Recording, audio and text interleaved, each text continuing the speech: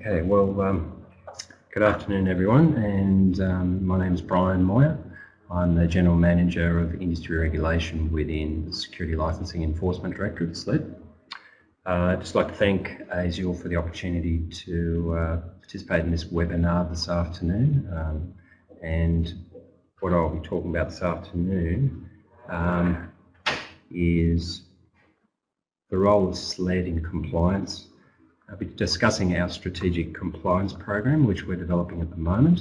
So it's not fully completed, but we'll give you the outline of it. Discuss how we deal with non-compliance through our graduated enforcement module, and discuss some of the key enforcement officer powers that may impact on industry, particularly when we're conducting audits and investigations. If you've got questions about the topics that I'm talking about today, feel free to ask them and I'll answer the best I can. At the end of the presentation, I've got my details. If you want to ask anything about more broader issues, feel free to contact me, email me, and I'll answer as soon as possible.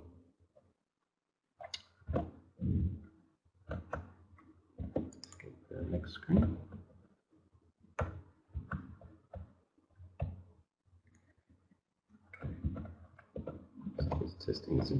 Okay, so I thought it'd be a good idea to start off with the SLED's vision. So our vision is to have a safe and secure New South Wales through the contributions of a competent, ethical and professional security industry. So how are we going to contribute to achieving that vision? Well, SLED has a number of strategies.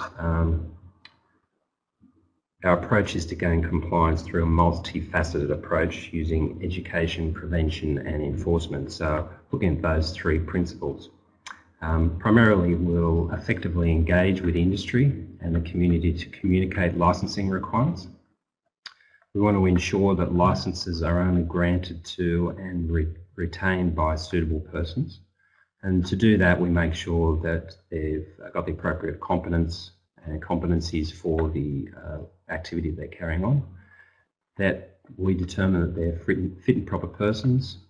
It's not contrary to the public interest for them to hold a licence, and we also consider their criminal history and other criminal information that we have in relation to them. We also are implementing and commenced a risk-based intelligence-led strategic compliance program, and we want to make sure that our enforcement action is proportionate, consistent and incorporates all the principles of natural justice. So in essence, what we want to ensure that people joining the industry are licensed, they're fully competent. When they're licensed, they comply with legislation, and that there's ongoing training and education to those persons. I think it's a good idea for those of you who aren't fully across what the role of SLED and the structure of SLED is, just to give you a quick breakdown. So SLED, as everyone would know, is part of the New South Wales Police, and we're part of the State Crime Command. That decision was made, pardon me, when SLED was formed to have a greater link to investigators looking at organised crime. And that's been a great benefit to SLED to have that close working relationship with crime squads in state crime.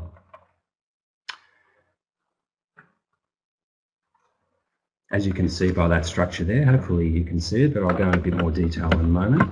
We're a relatively small organisation, particularly when you consider the security industry is large, and with over almost 55,000 individuals licensed at the moment. What we want to show you though throughout this is how we're going to use our resources effectively and how we'll work with other areas of the New South Wales Police and other agencies to try to achieve that vision that we talked about a moment ago. So as you can see there, the SLED is broken up into two main areas. Cameron Smith is the director of the SLED, and we have two areas, operations and industry regulation, and I'm the general manager of industry regulation. And those of you know Michelle Morgan is the General Manager of Operations. Just to give you a quick background, the operations unit is where a lot of the people applying for licences have contact. So our licensing service is broken into three areas: licensing services team, our customer relations team, and our adjudication team. So our licensing services team, as you're aware, process all the applications, and for instance, last year they processed 14,500 applications. So there's quite a lot of work that they have to do, and they're using the OneGov system. Customer relations team, we received last year in excess of 55,000 telephone calls and over 4,000 emails. So there's quite a lot of contact with industry there. And our adjudication team is primarily responsible for making decisions about whether persons are suitable to be granted a licence and retain that licence. I'll talk about that a little bit more later, but they consider whether the person is fit and proper, as I mentioned, whether it's contrary to the public interest, and whether their criminal record would exclude them from holding a licence. In 2014, 1,366 licences were revoked. A lot of that was to do with training issues that resulted from transition arrangements, but a lot of it was due to not being suitable persons. So far this year, the adjudication team has refused 404 licences. So there's a lot of work there that happens to make sure that one of the key aspects of achieving our vision, making sure only appropriate people get licences, do actually get granted that licence. I think it's important to note as well that once the licence is granted, the adjudication team monitors individuals against information held by the New South Wales Police to ensure that they remain eligible to hold that licence.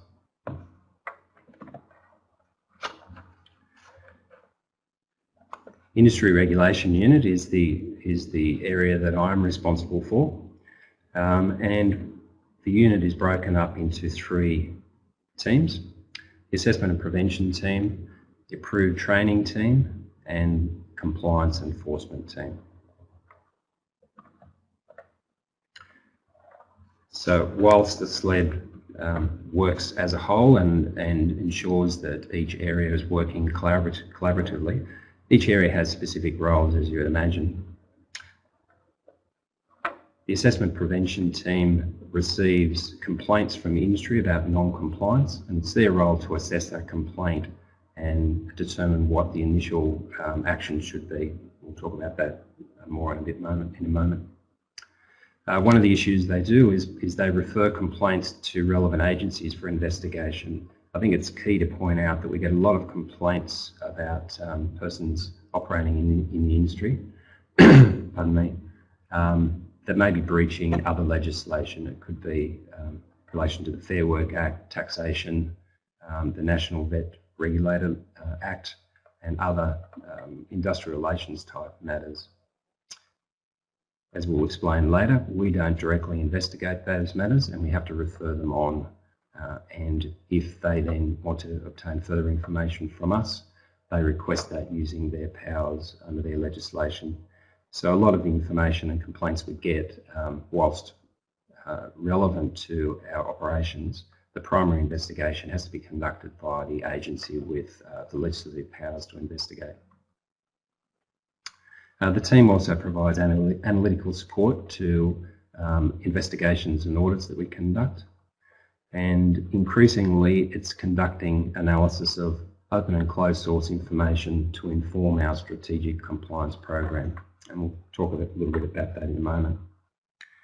Two of the key things that the team has been doing in the last 12 months is looking at unlicensed activity, getting a handle on the nature and extent of unlicensed activity, which is also a focus of the SLED, and also looking at security training that's been conducted for other states that may not be to the standard and in accordance with New South Wales legislation.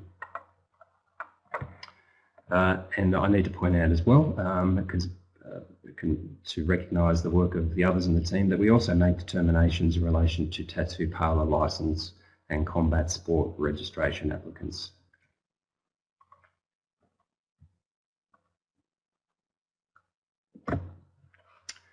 To give you an idea of the complaints that we receive, generally we receive over 200 per annum. And the most common allegations that we receive and continue to receive, it's been like this for quite a while now, is allegations of unlicensed activity, carrying on security activity without holding a Class 1 or Class 2 licence, providing persons without holding a master licence, so serious offences, and also non-compliance with advertising and signage requirements. Again, a lot of information about unacceptable security training conducted for interstate licensing purposes, and contravention of other legislation, which, as I said, requires us to refer that to the other relevant agency. It's important, I think, to realise that if you do have, if people are making complaints about other legislation, it's always good to make sure that you inform that agency directly, so that they can have direct communication and deal with your complaints. And I must stress that not all complaints are subject to investigation by SLED, and we'll talk through that in a moment as well.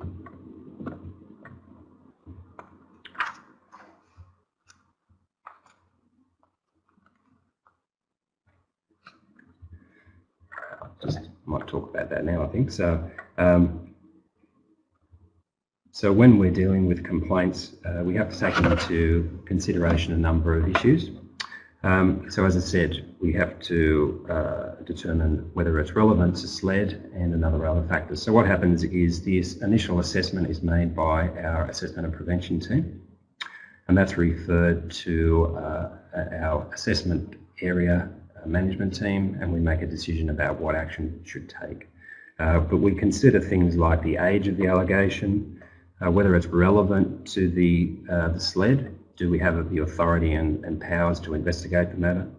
The seriousness of the allegations and whether it's repeated, deliberate or ongoing behaviour.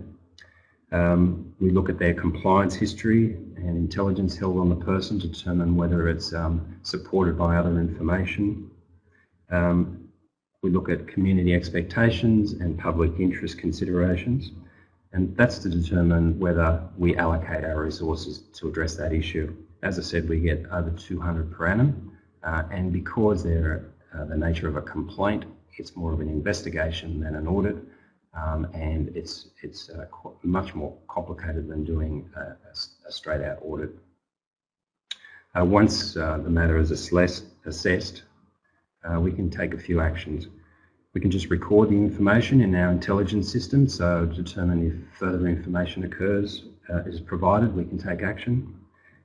We can provide education and warning for less serious and minor offences where there's no deliberate intent.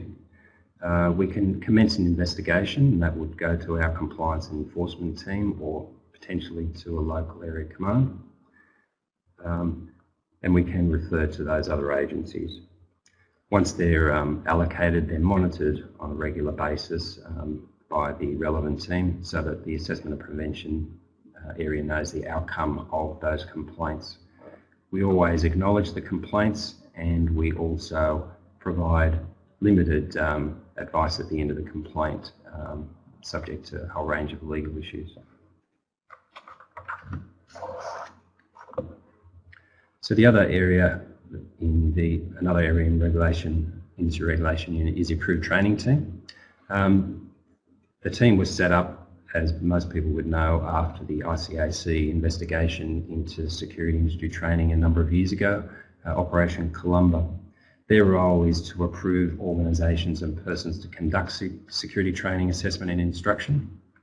But it's important to realise that this is one of our strategies. This team is driving one of our strategies to achieve the vision I mentioned before, in ensuring that people that complete security licence courses are competent. So those people who apply for a New South Wales licence must complete training and assessment that meets the Commissioner's standards. And so the approved training team has developed security licence courses and associated assessment material that's of the standard that the Commissioner expects. And we approve organisations and persons to conduct those courses, as I said, and once they're approved, the team is out conducting audits of that training quite regularly. So there's quite a lot of regulation around those courses, and the purpose of that is to ensure that some of the issues that arose in Operation Columba don't re-emerge in the courses that we accept. Just for an example of the amount of audits we've been doing, so in the past 12 months there was 304 security licence courses conducted with SLED approval, and of those we audited 75, so we're looking at about 25% of all courses that our auditors, enforcement officers in the approved training team attend, and we sit in the classroom and make sure the training is being conducted to the requirements of the Commissioner and provide feedback wherever possible as well. One of the other issues is that SLED is always keen to sort of ensure that security industry training is improving. So we've participated and representatives of the approved training team in a number of vet-related projects. The National Loud and Clear project, which was looking at language literacy and numeracy.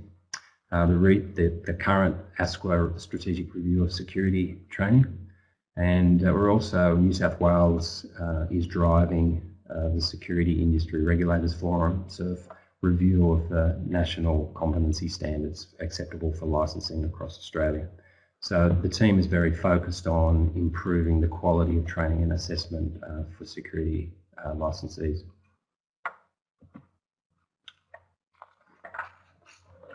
Our compliance enforcement team is the team that a lot of master licensees will see as they're out conducting audits. They primarily conduct audits of master security licensees, which is our primary focus. They also investigate allegations of non-compliance with security industry legislation, and I must stress, including unlicensed persons and organisations. They provide investigative advice and assistance to police officers across the state. Being specialists in the area, they understand the legislation, they understand the ways of making sure that an audit or an investigation into security companies are conducted efficiently and effectively. So we provide that assistance and participate in a lot of local operations. Importantly, what we're trying to do is educate police in security industry legislation and compliance procedures, and we've got a major project at the moment looking at that to provide a whole range of training material and training opportunities for police officers in that area. We also participate in multi-agency investigations. There's obviously a few issues there, but in relation to ensuring use of powers are conducted appropriately, but that's a great way for us to also ensure a compliant industry. Just an example, in 2014-15, the Compliance Enforcement Team conducted 87 site audits, and that doesn't include a whole range of desk audits and requests for information to support investigations. We'll talk a little bit about enforcement outcomes, but again, since July, the team has issued 3 warnings, 31 cautions, 13 penalty notices, and referred 2 master licensees to the adjudication team for consideration of revocation action. So whilst that level of enforcement, penalty notices and master licensees, is at the higher end of our enforcement program, it shows that we are out there doing audits and investigations, and large amounts of penalty notices are being issued in appropriate circumstances.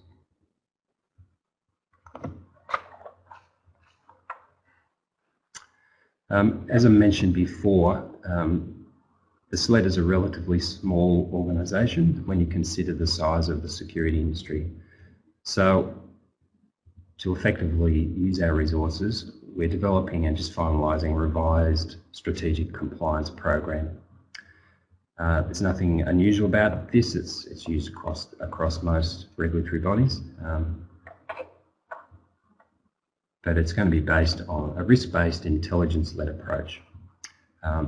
It's primarily master license focused from the SLED perspective. It will address serious non-compliance focus. It will have a serious non-compliance focus. We want to engage industry and provide education. Again, we'll utilise the large numbers of police officers attached to LAC's local area commands and specialist commands. There's over 16,000 police that we can utilise to assist us in achieving compliance. Use that multi-agency approach where appropriate, and conduct a range of audits depending on the issues that we're addressing. So we'll have targeted audits which primarily will be addressing allegations of non-compliance, and then levels of audits. Level 2 audits will be focusing on high-risk non-compliance issues that we want to ensure industry is compliant with, and Level 1 audits will be larger audits across the board to ensure that all aspects of legislation is being complied with. The strategic compliance program, the benefit of it ensures that our resources are allocated with their most improved compliance outcomes. Now, it also includes reactive and proactive components. Now, we'll talk about that in a moment, but when we do audits,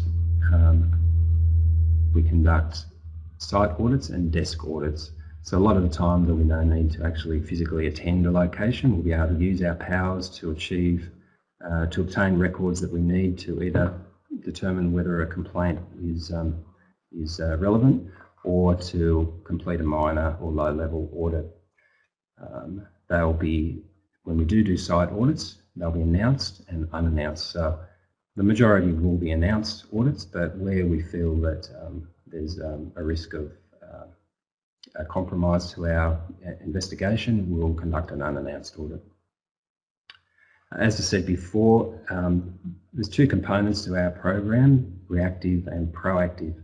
So our reactive program is really about dealing with complaints, issues that we identify through our analysis of the intelligence available to the SLED, and issues that are raised with us through other areas of the police that may have public interest considerations. At the moment, our focus is more towards the reactive aspect of the program, and that's because we're still in a phase of really establishing the SLED effectively, and there's a lot of complaints, in particular a number of serious complaints that we're working our way through. So we're moving away from this reactive stage, but at the moment we're just finalising quite a large number of matters that fall into that serious category.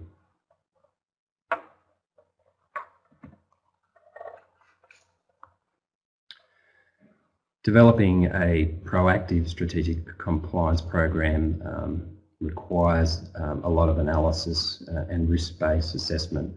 So we're currently finalising quite a broad risk assessment of the industry from the point of view of the SLED's role, and that is going to feed into our strategic compliance program and direct how we allocate our resources to look at proactive issues. That's well advanced, and what it will be again is intelligence-led. We want to make sure that we're allocating our resources where we feel that there's a risk. It'll include an education component, particularly in relation to unlicensed activity. We have an operation, Bellatrix, where we're focusing on identifying the nature and extent of unlicensed activity. And to address that, there will be education campaigns followed up by compliance action from our compliance enforcement team and police across the state. Again, particularly in proactive work, as I said then, we'll work with local area commands and other agencies that have a relevant interest so that we can work together and have a greater impact on the industry. When we're using our intelligence and to make sure we have a broad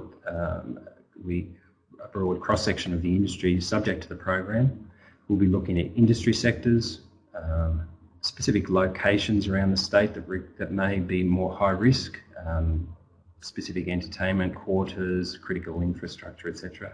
some major events that we'll target.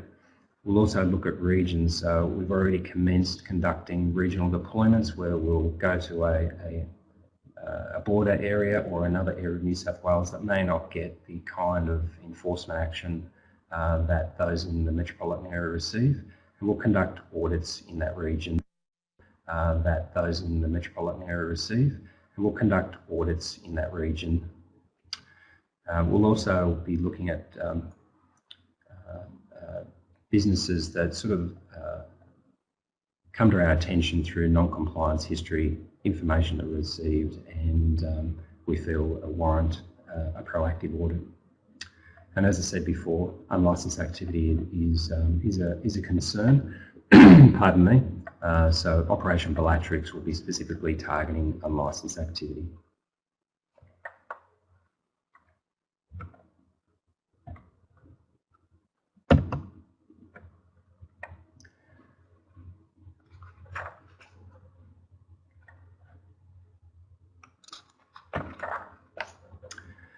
Okay, so when we identify non-compliance, our objective is to achieve compliance. So we can do that in a number of ways.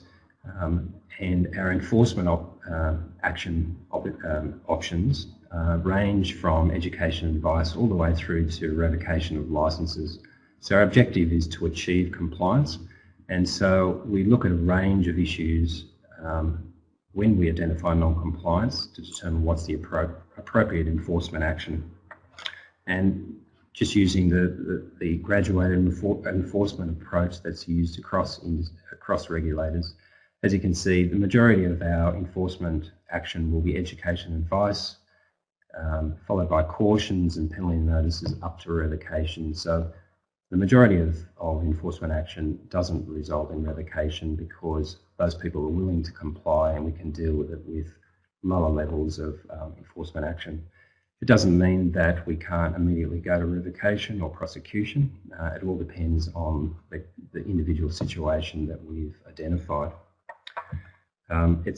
What it does do is it provides a balanced approach to achieve industry compliance, and that's what we're aiming for. So enforcement officers who identify non-compliance will assess the individual circumstances and take what's considered appropriate action.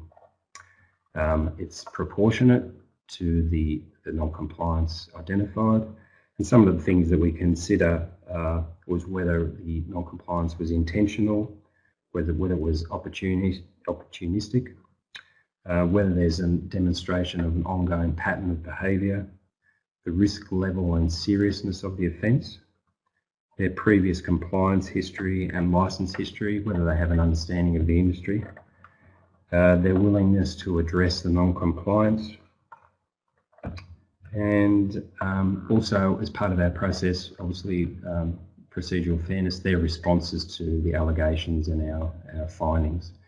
So each individual case is assessed on its merits.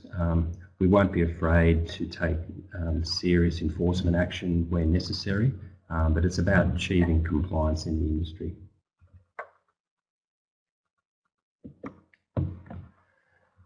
So what sort of impact have we had SLED or directly or indirectly over the past few years? Well, in 2010, when the Security Industry Registry was turned into the Security Licensing Enforcement Directorate, there was a review, and at that time the number of licences were 41,800, and as you can see there were 38,000 Class 1 and 2 licences, 3,800 master licences,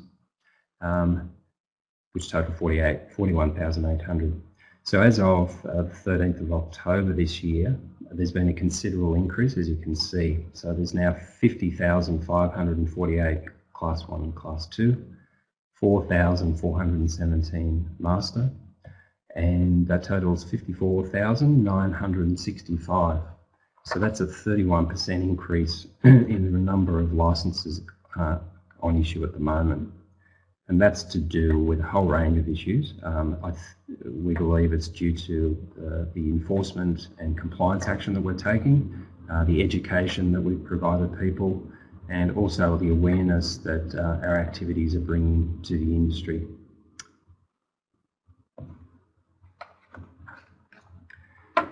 The increase obviously has impacts, so the number of the impact on license processing, the number of contacts that we're having, customer contacts through telephone calls and emails has significantly increased, and the demand on our compliance and enforcement resources is growing as well. So the compliance enforcement team in particular was established on the basis of there was 3,800 master licensees, and now that's gone up by at least 600. So there's another reason why we have to introduce strategies that we target high risk and serious offences and deal with those less serious matters through other means.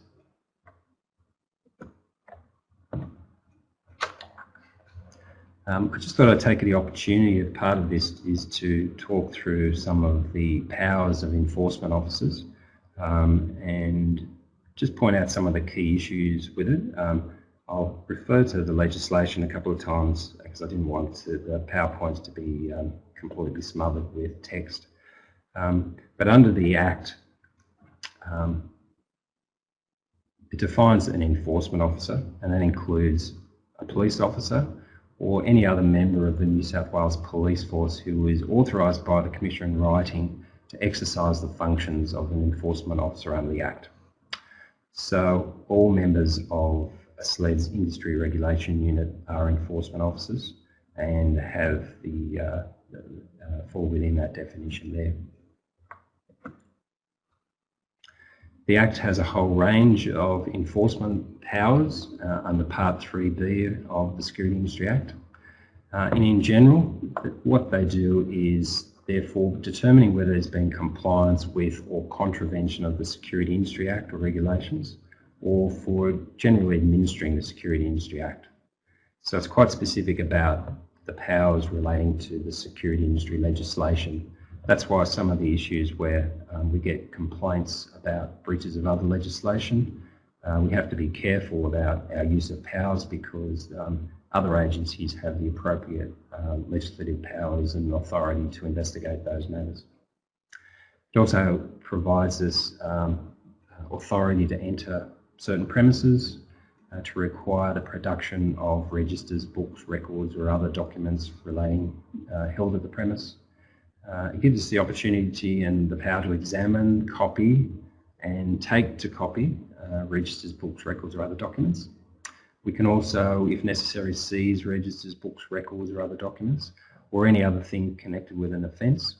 We can take photographs, films, video or other recordings, and we can require persons to answer questions. So those powers are quite extensive, and as a result, my role and the role of management within SLED is to ensure that those powers are understood and used appropriately. One of the things that we always try to impress on people is that the integrity of the SLED is upmost in our minds, and so our use of powers are always used appropriately and in accordance with legislation.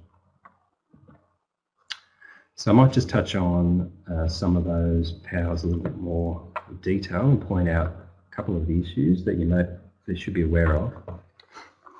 So as we can see there, Section 39I provides powers of enforcement officers to enter premises without a warrant.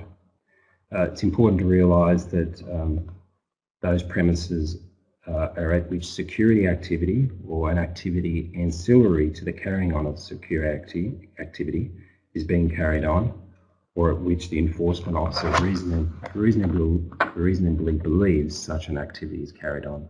So there are some parameters around that. And the purpose, the powers of entering are for determining whether there's been compliance with or contravention of this Act or generally administering the Act. So they're the two aspects that we can enter and investigate for. We can also, under 39J, apply for an authorised officer for the issue of a search warrant. if the officer believes on reasonable grounds that any provision of the Act or regulations has been contravened on any premises. Again, if that's issued and the search warrant is executed, they can search the premises for evidence of contravention of the Act or the regulation and exercise any function of an enforcement officer under the legislation.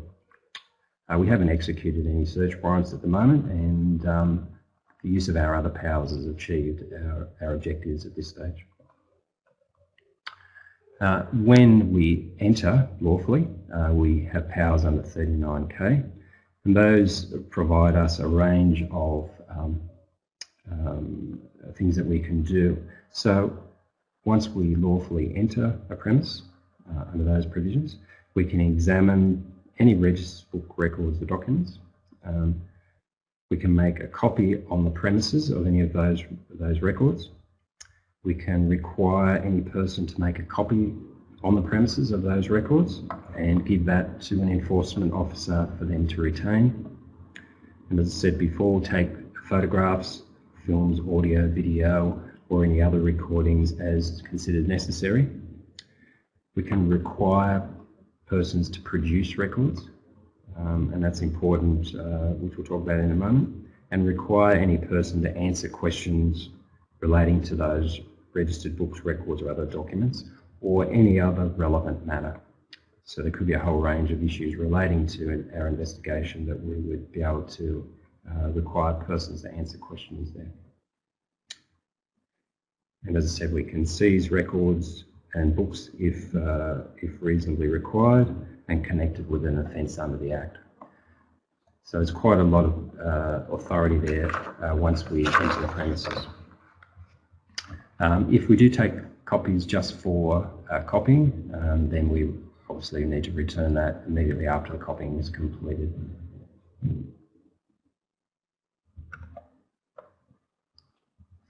As I said before, we do site audits and we also do desk audits. The legislation, section 39.0, provides us the opportunity to require persons to provide information and records without us needing to attend the location.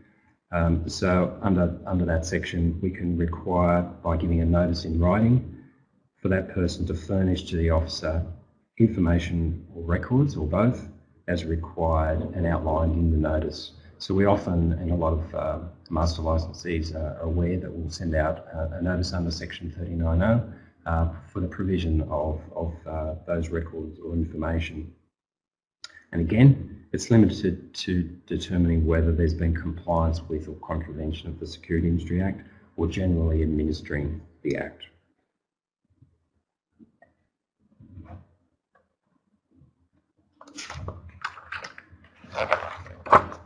39Q provides enforcement officers the power to require answers and to record evidence. So, pardon me, under that section, an enforcement officer may require a person whom the enforcement officer suspects on reasonable grounds to have knowledge of matters in respect of information required to answer questions in relation to those matters. Now, the Commissioner may require a corporation to nominate a director or officer of the corporation to represent the corporation for the purpose of answering those questions as well. We may require that person to attend a specific place, generally be a police station or police headquarters, and we do that in writing under 39Q, and it's, the place and time is notified to the person, and an agreement when that occurs is part of the process. Any questions and answers that are conducted as part of that are recorded and may be recorded, and that the person's informed before of that as well. So there's a whole range of processes around the requirement to answer questions using 39Q. It's generally to attend a location, and that's under negotiation and through writing. If we do make a recording, we provide a copy of that to the person as soon as practicable after. Now, one of the things I wanted to point out was Section 39L, which relates to obstruction. So the Act provides an offence that a person must not obstruct, hinder or interfere with an enforcement officer in the exercise of function under part, and fail without reasonable excuse to comply with any requirement made of the person. So if we're requiring you to produce documents or answer questions, we'll advise you of the obstruction offence, and in fact it's a requirement under the legislation that the person has to be warned for that offence to have to occur. Probably the last thing I just wanted to mention was cautioning. So we often are required to caution individuals to comply with the Evidence Act. So there may be occasions when the situation arises where we feel that we need to caution a person. So a lot of people have asked us questions about why they're being cautioned, and in those instances it's been a decision by the enforcement officer that it's appropriate to caution the person and provide them procedural fairness before proceeding. But it's not necessarily a requirement in all circumstances, particularly when we're using our powers to require answer questions. So there's a number of instances. That's probably a topic for a discussion for another day as well. That's all I really wanted to outline today. One of the things is that if you have any questions in general, I'm quite happy to answer those questions at any time. It's probably easier to go through the SLED hotline, which that number on your screen is, to contact me directly. But I'm very happy to answer questions wherever possible through email, and that's my email address there. So if you've got any questions that you don't want to ask today, or feel that you've got other specific questions about aspects of the legislation, which we won't talk about today, definitely just contact me and I'll do my best to answer you in a timely manner.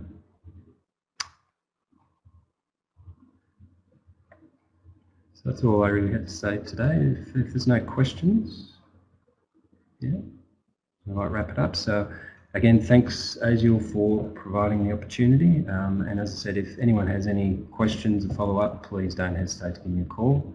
And I hope to work closely with you in the future. Thank you.